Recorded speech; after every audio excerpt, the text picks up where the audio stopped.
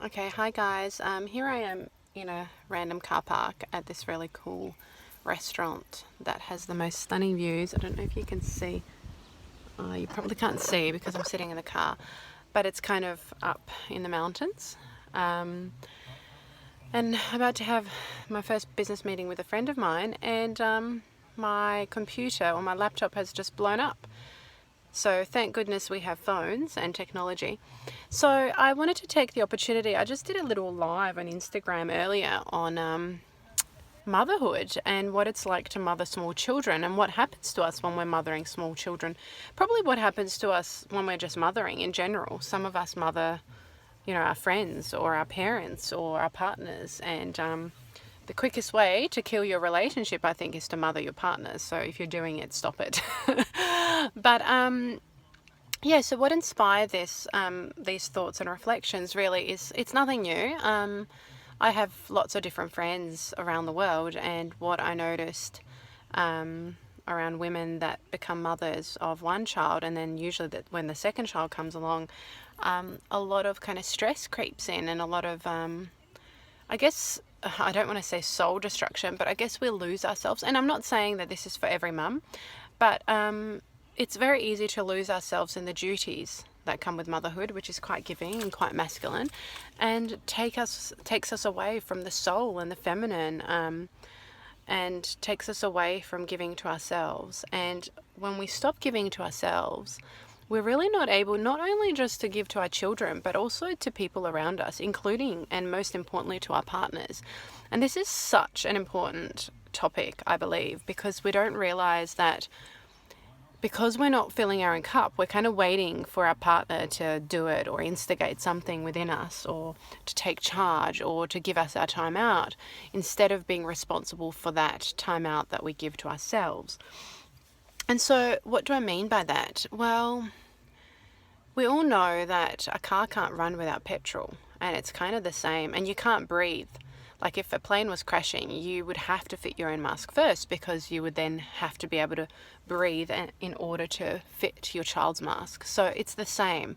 And we really have to take some time for ourselves, and not in a selfish way, but more in a selfless, self-loving way towards ourselves, so that these resentments that sometimes tend to creep in naturally don't creep in, or don't creep in as much, or that we're feeling nourished enough that everything else feels joyful. Mothering feels joyful. Being in a relationship feels joyful. Being a friend feels joyful.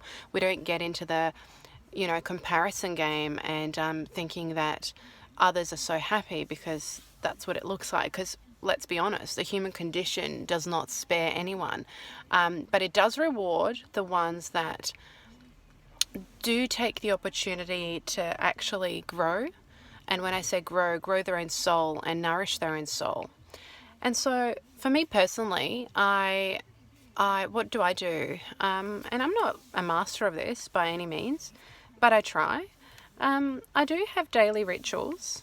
My most favorite ritual is that after I shower in the morning, I choose some oils particular for that day, particular for that mood. And I'm talking about essential oils for the ones that don't know what I'm talking about. And I dress my body in those oils. And as I dress my body and am kind to my body and say beautiful things to my body, I'm also kind of visualizing that in my life. So this morning, I think I dressed myself in wintergreen and whisper.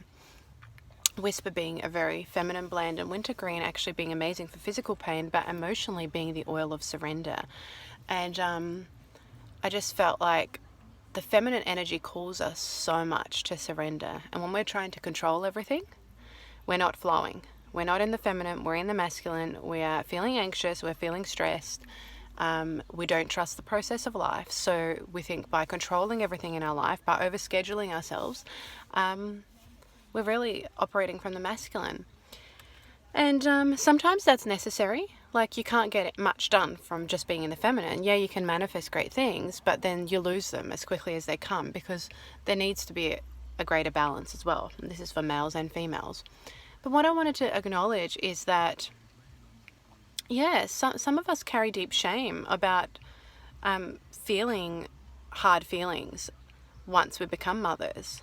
And so we pretend everything's fine, and not everything's fine. Your whole life changes. I mean, for the first 3 months of my pregnancy, I had cried like I had never, ever cried in my life. I actually felt like I was dying. And it's a bit sad to admit that now, but there was a part of me that was rebirthing in that process. And honestly, there was a lot going on for me in that year. It was the year 2013, and numerologically, I was in my year 9, personal year 9, which was the year of endings. So a lot of things were ending in my life. We had a death in our family, my little goddaughter, and that was quite a traumatic experience for everyone involved. Quite a beautiful experience on one hand, but quite a heartbreaking, heart-wrenching experience to be a part of that. And to seeing a young, beautiful child like that go to the other realm. And even for some of us that have spiritual beliefs, it was in the physical world, it was a very hard thing to go through. And then very quickly, the same year, getting married, moving to a complete new country, becoming a stepmother to 3 beautiful boys. So being pregnant at the same time, dealing with all this stuff, that was pretty huge. And for one person alone to do that, I think over a number of years would be difficult, but to do it all within months was pretty full on. And now I don't know myself. I'm a very different person. I'm very, very grateful for the life that I've manifested, created, and surrendered to. But it wasn't easy. A lot of those transitions were very, very challenging psychologically. But I'm grateful.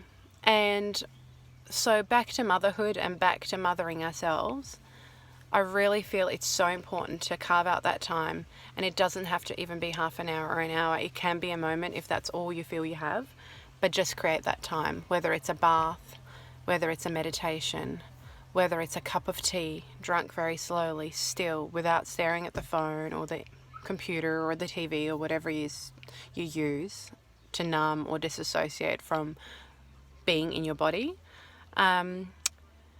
Oils, rituals, candles, writing, reading, whatever it is that's yin, not doing something for your business, not writing a list of what you're doing the next week, not arranging, not doing the washing, not doing the dishes, not cooking, unless you're playing with food and you're creating, like, you're making a dessert and you're eating it and you're enjoying the sensual experience of eating. So just a little reminder that you're not alone. You're not alone on this journey. And, we're in the age of technology now. We're so disconnected. We're connected with the rest of the world, and we are so lucky to be able to learn and read so many stories and connect with loved ones, daily. And it feels like they're right in the room with you. But we're kind of become really disconnected, not just from our relationships, but within our own souls as well. And it's important to stop and look at each other in the eyes and actually have a human exchange as well. And so I think it's a deep yearning for many of us to have more human connection, face to face, feel someone's breath, feel someone's energy, smell them, see them, actually see them. And actually this was inspired by a walk on the beach that I took with my beautiful husband and my daughter Isabella. I actually asked her the famous question that you ask children, and it was more a joke from my part. And we were walking or running on the beach, and I said, "Isabella, love, what do you want to be when you grow up?" And she said, "Mother." And I was like, "What?" And she said, "Mother." And I was like, what a weird answer. Like, I don't know that I've ever heard that. And I said, "Why is that?" And she said, "Because I'd like to." So I don't know what that means for her, and maybe tomorrow she'll change her mind, or maybe she didn't quite understand my question, but she was very clear. And so I was like, okay, interesting. And so with that, do your rituals, give yourself some time. Your partner's not going to give you the time. Your child's not going to give you the time.